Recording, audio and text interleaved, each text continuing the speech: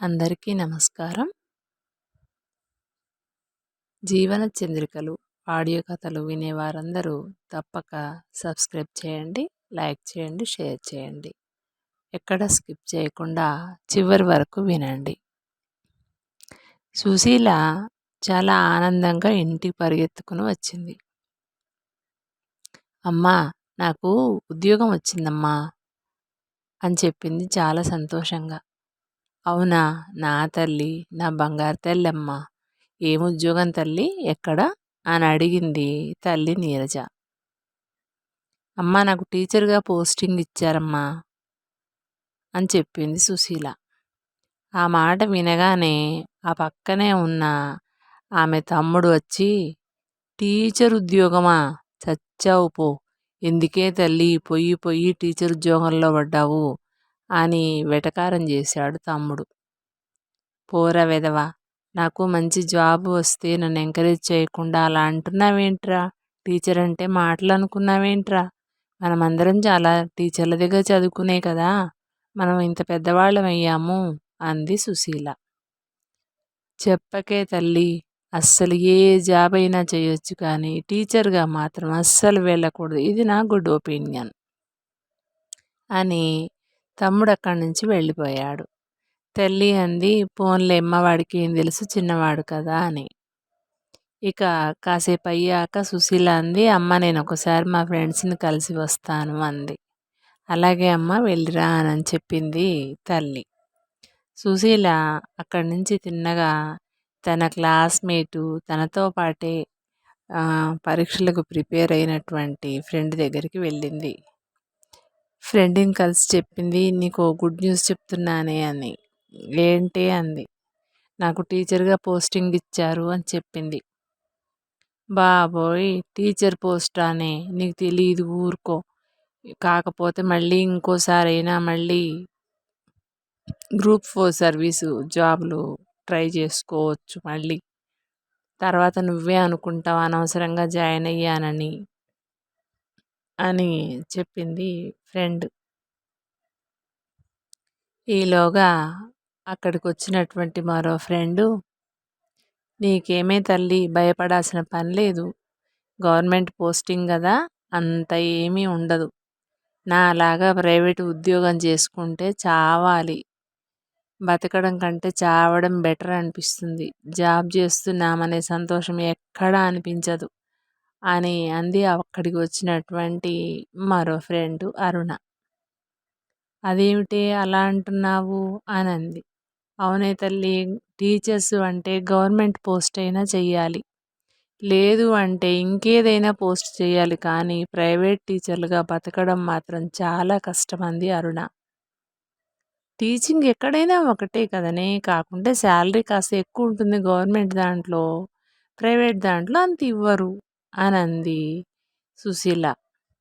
నీకేం తెలిసే తల్లి, నేను 4 సంవత్సరాల నుంచి కొట్టుకుంటున్నాను ప్రైవేట్ జాబ్లో పడి.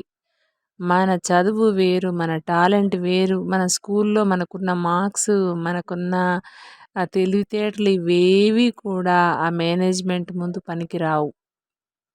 వాళ్ళు మనల్ని టీచర్లుగా చూడరు, చిత్రహింసలు అనుకో, అసలు వాళ్ళు పెట్టే బాధలు తట్టుకోలేం. అదేమిటి స్కూల్లో బాధలు పెట్టడం ఏమిటి, అదేమైనా పోలీస్ స్టేషనా అంది సుశీల. పోలీస్ స్టేషన్ బెటర్ దీనికంటే, చాలా హ్యాపీగా పోలీస్ అని పేరు చెప్పుకొని కూడా ధైర్యంగా బతకవచ్చు, కానీ ఇక్కడ ఆ పరిస్థితులు కూడా ఉండవు అంది అరుణ. ఏమిటో రూల్స్ పెడతారు, ఏమిటో చెప్తారు, మనకు సంబంధం లేని, మన క్లాసులకు సంబంధం లేదు, మనం చెప్పే లెసన్స్కి సంబంధం లేదు, వాడు పెట్టే రూల్స్కి సంబంధం లేదు, ఓ సెలవు ఉండదు, ఓ పాడు ఉండదు, ఓ టైమింగ్స్ ఉండవు, ఎప్పుడు వెళ్తామో ఎప్పుడు వస్తామో. ఒక్క మాటలో చెప్పాలి అంటే ప్రైవేట్ స్కూళ్ళల్లో టీచర్గా చేరడం కంటే ఇండియా పాకిస్తాన్ బార్డర్లో సోల్జర్గా బతకడం బెస్ట్. చస్తే మనల్ని 10 మంది మెచ్చుకుంటారు, బతికితే మన ఇంట్లో వాళ్ళు మనకొచ్చే శాలరీ మీద హాయిగా వాళ్ళైనా బతుకుతారు, దేశాన్ని కాపాడుతున్నామనే తృప్తి అయినా ఉంటుంది. కానీ ఈ ప్రైవేట్ స్కూళ్ళల్లో జాబ్ చేస్తూ ఈ టార్చర్ భరించలేం. నాకైతే ఒక్కొక్కసారి అనిపిస్తుంది, నేను ఏదో ఒక రోజు పిచ్చిదాన్నయిపోవటమో, లేకపోతే ఈ ఫ్రస్ట్రేషను, వీళ్ళు పెట్టే చికాకు ఇవన్నీ తట్టుకోలేక సూసైడ్ చేసుకోవడమో ఏదో చేస్తాననైతే అనిపిస్తుందే నాకు. నేను పెద్దగా ఎక్కువ రోజులేమి ఈ టీచింగ్‌లో ఉండను నేను. ఇది మానేసి ముందు కొన్నాళ్ళు పీస్‌ఫుల్‌గా ఏదైనా ఒక ఏరియాకెళ్ళిపోయి కొద్ది రోజులు మనశ్శాంతిగా బతికిన తర్వాతే మళ్ళీ నేను జాబ్ చేయాలా, మానేయాలని ఆలోచిస్తాను. ఇవాళ రేపు పెళ్లి చేసుకోవాలన్నా భయపడక్కర్లేదు. ఏ రౌడీ ముండా కొడుకుని చేసైనా బతకొచ్చు గానీ, ఈ టీచింగ్‌లోకెళ్ళి ప్రైవేట్ సంస్థల్లో పనిచేయడం మాత్రం నా వల్ల కాదు అనేది డిసైడ్ అయిపోయానే. అటువంటి పరిస్థితులు ఉన్నాయి ఇప్పుడు. అందుకని చాలా హ్యాపీగా నువ్వు గవర్నమెంట్ జాబ్ కాబట్టి వెళ్ళి చేరు. ఈ అవకాశం పోగొట్టుకోకు. కాదు, కూడదు అంటే మన ఫ్రెండ్ చెప్పినట్టు కామ్‌గా ఊరుకో. మళ్ళీ ఇంకోటి పోస్టింగ్ వచ్చినప్పుడు వెళ్దువు గాని. అసలు నాకు తెలిసి టీచింగ్‌లోకి వెళ్ళనే వద్దసలు. ఇదివరకు బతకలేని వాడు బడిపంతులు అన్నారు. ఎంత చదివినా ఆయన ఉపాధ్యాయుడు అనే మెచ్చుకున్నారు. టీచర్ అనే గౌరవం పిల్లల్లో లేదు, మేనేజ్మెంట్‌లో లేదు, ఎవ్వరిలో కూడా లేదు. మనము వాళ్ళకి చెప్పి విద్యావంతుల్ని చేయాలి అనేది మేనేజ్మెంట్‌కి లేదు. ఎటు తిరిగి మనం వాళ్ళకి బానిసలుగా పడి ఉండాలి అంతవరకే. ఏమిటేమిటో సెక్షన్లు చేస్తాడు, ఏమిటేమిటో మీటింగులు పెడతారు. మొత్తం మీద మనం ఇంటికి ఇన్ టైంలో వెళ్ళొద్దు, ఆన్ టైంలో వెళ్ళొద్దు. వాడి స్కూల్లో అటెండర్లు, ప్యూన్ల కంటే ఘోరంగా మనమే ఉండాలి ఎప్పుడు చూసినా. వాడు డోరు గేటు లాక్ తీసే లోపల వాడి ముందు పడి ఉండాలి. వాడు గేటు మూసుకునేటప్పుడు ఇంటికి రావాలి. ఇలా ఉంటున్నాయి చాలా వరకు స్కూల్ విద్యా సంస్థలు ఏవి కూడా. అసలు అది ఏం లాంగ్వేజో తెలీదు, అవి ఏం టీచింగ్‌లో తెలీదు. అసలు మనకున్న నాలెడ్జ్, ఎక్స్‌పీరియన్స్ ఇప్పుడున్న ఈ విద్యా సంస్థలకి పనికి రావు అని నేను డిసైడ్ అయ్యాను. అందుకని నువ్వింకా ఏం మాట్లాడకుండా, సరే పోనీ అని గవర్నమెంట్ పోస్టే కాబట్టి జాయిన్ అవ్వు. ఆ తర్వాత కొద్ది రోజులు చేశాక నీకు ఇష్టమైతే చెయ్యి, లేకుంటే రిజైన్ చెయ్యి. నీకు ఇంకా చాలా మనకు ఏజ్ అయితే ఉంది కాబట్టి నువ్వు పోస్టింగ్ చూసుకోవచ్చు. కానీ నేను అలా కాదు కదా, నాకు ఏజ్ బారైపోయింది కాబట్టి నేను చచ్చినట్టు ఈ ప్రైవేట్ దాంట్లోనే కొట్టుకోవాలి. అయినా కూడా నేను అనుకుంటున్నాను ఇందులో మాత్రం చెయ్యను. కనీసం ఏ బరువు పనులు ఎత్తి ఏదైనా షాప్లో పనిచేసైనా ఉంటాను కానీ ఈ స్కూళ్ళల్లో మాత్రం నేను పనిచేయను అని చెప్పింది ఆ ఫ్రెండ్. అందరూ గట్టిగా నవ్వేసుకున్నారు. ఏమిటే మనము పిల్లలకు పాఠాలు చెప్పడానికి భయపడుతున్నామా, లేక స్కూల్‌కి వెళ్ళడానికి భయపడుతున్నామా అంటే కరెక్ట్. ఈ మాట కరెక్ట్.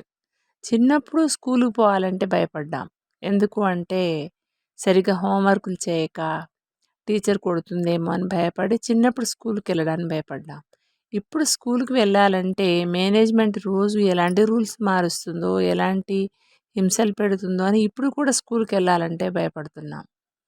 అసలు స్కూల్‌కి సంబంధించిన జాబులు చేయని వాళ్ళెవ్వరు కూడా భయపడతలేరు. చాలా హ్యాపీగా, హాయిగా ఉంటున్నారు. ముందు హెల్తీగా ఉంటున్నారు. పైగా ఈ మధ్య సర్వేలో చెప్పారు, ఎక్కువసేపు స్టాండింగ్‌లో ఉండే వాళ్ళకే మోకాళ్ళలో గుజ్జు అరిగిపోయి మోకాళ్ళ నొప్పులు, నడుము నొప్పులు వస్తున్నాయట. కండక్టర్లకు కూడా రావట్లేదుట. టీచర్ పోస్ట్‌లో ఉన్న వాళ్ళకే వస్తున్నాయని కూడా ఓ సర్వేలో చెప్పారు. ఎందుకంటే కండక్టర్ కూడా ఏదో ఒక సీట్‌లో కూర్చుంటాడు. కనీసం బస్సు ఫుల్ ఉన్నప్పుడే కూర్చోడు. కాస్త సీట్ ఖాళీ అయితే కూర్చుంటాడు. కానీ మనం అలా కాదు. క్లాస్‌లో పిల్లలు లేకపోయినా కూర్చోకూడదు, పిల్లలు ఉన్నా కూర్చోకూడదు. వాళ్ళు కుర్చీ లేదు అంటారు, వెయ్యరు. కుర్చీ ఇచ్చినా కూర్చోవద్దు, కుర్చీ ఇవ్వకున్నా కూర్చోవద్దు. ఇది టీచర్ల బతుకు. ఆఖరికి గేట్ దగ్గరుండే వాచ్‌మెన్ కూడా ఓ స్టూల్ ఇస్తున్నారు. లిఫ్ట్‌లో పనిచేసే వాళ్ళకి కూడా ఒక స్టూల్ ఇస్తున్నారు. కానీ ఇదేం దౌర్భాగ్యమో టీచర్లకు మాత్రం స్టూల్ లేదు, కుర్చీ లేదు. నేనైతే వాడిని "ఒరేయ్ బాబు నువ్వు స్టూల్ ఇవ్వకు, కుర్చీ ఇవ్వకురా, కనీసం కింద కూర్చుంటాను. పిల్లలు బెంచ్ మీద కూర్చుంటారు కదా, నేను కింద కూర్చుంటాను" అని బతిమిలాడదాం అనుకుంటున్నాను. కాళ్ళు లాగేస్తున్నాయి, నడుములు లాగేస్తున్నాయి. నాకు గుజ్జరిగిపోయిందేమో అప్పుడే అని కూడా ఫీలింగ్ వస్తోంది. అందుకని నేను మానేస్తాను. నేను ఎక్కువ రోజులు ఈ జాబ్ చేస్తే గనక నేను 40 కూడా క్రాస్ కాకమునుపే నాకు నిజంగానే ఈ కాళ్ళు చేతులు చచ్చుబడిపోతాయి అనిపిస్తోంది. భుజం నొప్పొస్తోంది. పిల్లల హోంవర్కులు కాదు, నాకే హోంవర్కులు ఎక్కువగా ఉన్నాయి. ప్రతిదీ ప్రాజెక్ట్ వర్క్ అంటాడు, అదేదో నేనే చేసి చూపించాలి. ఇదిగో ఇలా ఉంది. నా మాట వినవే తల్లి. గవర్నమెంట్ పోస్టే కాబట్టి వెళ్ళు, ఆడతా పాడతా ఓ సంవత్సరం చేయి, నీకు ఇష్టమైతే చేయి, లేకుంటే మానేయి అని చెప్పి, ఇక నీకు చెప్పడం కూడా నా వల్ల కాదే, స్కూల్లోనే వాగి వాగి ఉన్న బుర్ర పాడైపోతుంది. పిల్లలతో వాగేది ఎక్కువ ఉంది, మేనేజ్మెంట్తో వాగేది అంతకంటే ఎక్కువ ఉంది. మరి నేను వస్తాను అని చెప్పింది. ఇవన్నీ విన్న తర్వాత సుశీలకి ఏం చేయాలో తోచలే. ఇంటికి వెళ్ళింది. ఏమ్మా, ఫ్రెండ్స్ని కలిసి వస్తానన్నావు కదా, ఎందుకలా దిగాలుగా ఉన్నావు అంది. ఏమో అమ్మా, మా ఫ్రెండ్స్ కూడా అంటున్నారు టీచర్ పోస్టా వద్దే అని అంటున్నారు అని అంది. అప్పుడు తల్లి అంది, కాదమ్మా, ముందు నువ్వు టీచర్గా జాయిన్ అవ్వు. ఓ సంవత్సరమో 2 సంవత్సరాలు చూడు, నీకు మంచిగా అనిపిస్తే ఉండు, లేదంటే రిజైన్ చేయొద్దు కానీ ఇప్పుడు నిన్నెవరు మెడలు పట్టి వంచుతున్నారు చెప్పు అంది తల్లి. ఆ మాట కూడా నిజమేలే, కానీ ఉద్యోగం వచ్చింది అనే సంతోషము మా ఫ్రెండ్స్ మాటలతో పూర్తిగా పోయిందమ్మా అని అన్నది నిరాశగా. అప్పుడే లోపలికి వచ్చిన తండ్రి కూడా వారి మాటలు విని, ఏదైనా అనుభవంతో తెలుసుకోవాలమ్మా, భవిష్యత్తులో ఎప్పుడైనా నీకు నేను టీచర్గా వెళ్ళుంటే బాగుండేది అనిపిస్తే మళ్ళీ ఈ అవకాశం రాదు. అందుకని వెళ్ళి ఉద్యోగంలో జాయిన్ అవ్వు. మీ అమ్మ చెప్పినట్లు 1 సంవత్సరమో 2 సంవత్సరాలో చెయ్యి, నచ్చకపోతే అప్పుడు రాజీనామా చేసి రావచ్చు అని చెప్పారు తండ్రి. ఈ మాట నిజమని అప్పుడు అనిపించి తాను జాయిన్ అవ్వడానికి ప్రయాణానికి సిద్ధం చేసుకుంటానని లోపలికి వెళ్ళింది. ఇంతటితో ఈ కథ సమాప్తం.